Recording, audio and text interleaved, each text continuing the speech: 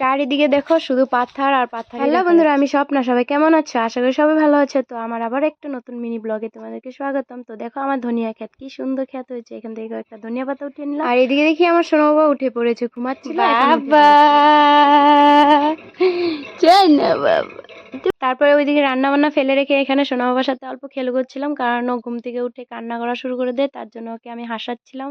ও দেখো আমাকে আদর করে দিচ্ছে, চুমু দিয়ে দিচ্ছে, যা বলি ও তাই করে। আর মোবাইল ক্যামেরা অন করার সাথে সাথে ওর মুখে হাসি দেখো একবার, কি হাসি! ও হাসিটা জাস্ট দেখো একবার, মানে ও নাচা শুরু করে দেয় ভিডিও অন করলে। মানে মোবাইলটা যখন ক্যামেরাটা অন করি ও পুরো নাচতে থাকে বা গান দিলে নাচতে। তারপর রান্না বান্না সেরে খেয়ে দিয়ে বাবাকে সোনা বাবাকে খাইয়ে তারপরে এতটাই লেট হয়ে গেছিল কি বলবো। ভাবছিলাম ওই বাড়িতে স্কুটি আছে তো স্কুটি দিয়ে যাব, কিন্তু ফোন করে দেখি ওই বাড়িতে স্কুটি নাই। তারপরে দেখো আমি পাথার দিয়ে কিন্তু আমার ব্যাগ ঝুলিয়ে ঝুলিয়ে মোবাইল এদিকে চালু করে ভিডিও করে করে আমি যাচ্ছিলাম আর্ট স্কুল। কোনো দিন স্কুটি না থাকলে আমার সাইকেল দিয়ে যাই, কিন্তু আজকে কি হয়েছে, আমার সাইকেলটা বড়মেশাই কাজে নিয়ে গেছে, কারণ ওর সাইকেলটা ভেঙে গেছে, মানে মাঝখানে জয়েন্ট ছুটে গেছে তার জন্য।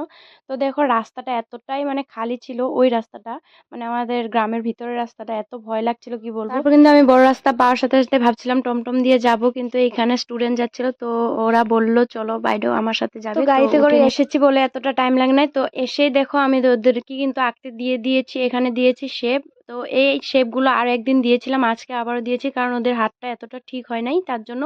তো এদিকে দিয়েছে দেখো স্যার মাদার্স লাভ একটা পিকচার, খুব সুন্দর পিকচারটা ওদেরকে আঁকতে দিয়েছো। এটা কিন্তু বড় স্টুডেন্টকে দিয়েছিল। তারপর আবার ঘরে এসে রাত্রে ডিউটি করা শুরু করে দিলাম। তো আজকের মিনি ব্লগটা কেমন লাগলো